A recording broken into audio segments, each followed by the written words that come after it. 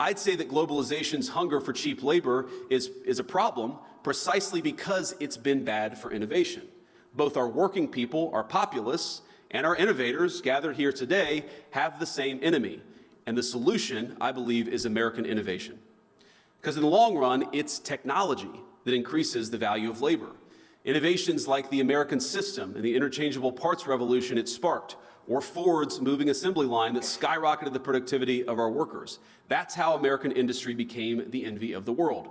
And that's what I really want to talk about today, why innovation is key to winning the worldwide manufacturing competition, to giving our workers a fair deal, and to reclaiming our heritage via America's great industrial comeback. And I believe that's what we're on the cusp of, a great American industrial comeback. Because innovation is what increases wages. It's what protects our homelands, and I know we have a lot of defense technology companies here. It's what saves troops' lives on the battlefield. And I know everyone here today largely agrees. It's why we have some of the greatest inventors and thinkers in energy, precision machining, countless critical high-value industries just in this room.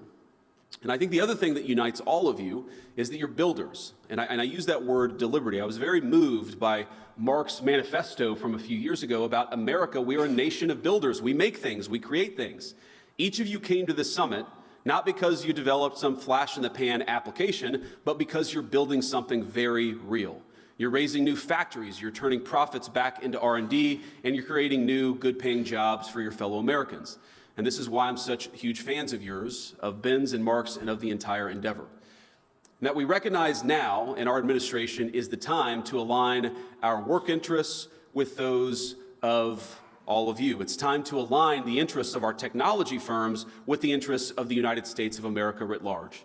Now, all of you, in your own ways, have answered that call. After all, there's nothing forcing anyone to be in the room today. Each one of you could have set up headquarters in Southeast Asia or China, I'm sure, and you would have done quite well for yourselves financially. But you're here, I hope, because you love your country. You love its people and the opportunities that it's given you, and you recognize that building things, our capacity to create new innovation in the economy, cannot be a race to the bottom. Now, America's not going to win the future by ditching child labor laws or paying our workers less than Chinese or Vietnamese laborers. We don't want that, and it's not on the table.